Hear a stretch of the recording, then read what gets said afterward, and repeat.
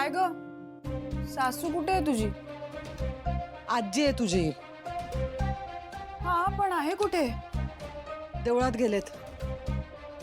का? तिच्या लाडक्या नातीसाठी प्रार्थना करायला? का? तुझ्यासाठी नाही करत प्रार्थना?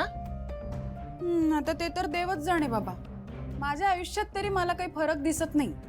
कसं आहे ना दिव्या, आयुष्यात फरक दिसण्यासाठी ना आधी स्वतःमध्ये बदल करावे लागतात, कळलं का?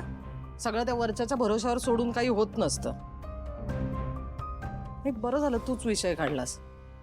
असंही मला तुझ्याशी बोलायचं होतंच, आणि त्यात घरात कोण नाही हे अजून चांगलं आहे. का असं काय बोलायचंय माझ्याशी? का? तुझ्याशी कधी बोलत नाही का? नाही, नेहमी तुम्हाला तुमच्या लाडक्या शिवाबद्दलच बोलायचं असतं ना. तिचं काय, त्यांच्या संसाराचं काय, दुसऱ्या मुलीबद्दल तुम्हाला काही वाटतच नाही, काही बोलायचंच नसतं. दिव्या, उगाच वाटेल ते बोलू नकोस. हा, असं काही नाहीये. आणि मुळात शिवानी आता आहे का इथे? ती तिच्या घरी आहे. या घरात तुम्ही दोघं आहात ना आमच्या नजरेसमोर. नाही तेच तर, आम्ही समोर असून पण तुम्हाला आमची हालत दिसत नाहीये.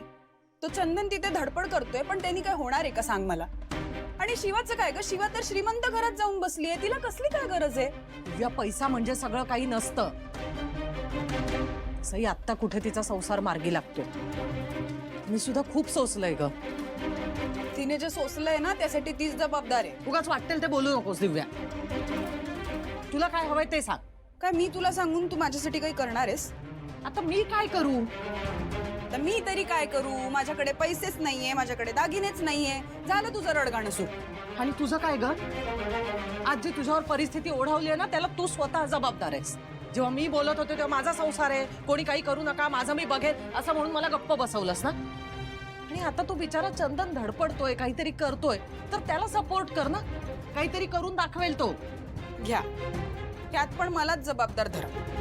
नाही आई, मान्य आहे मी चुकले, पण काय आयुष्यभर मलाच जबाबदार धरणार आहात? हे चुकीचं आहे. नाही नाही, सगळे चुकीचे. अख्खं जग चुकीचंय. तू एकटी काय ती बरोबर. कोणाला बोलून काय उपयोग? माझ्या आईलाच मी बरोबर वाटत नाही तर अगं, कधी सुधारणारी मुलगी कुणास ठाऊक.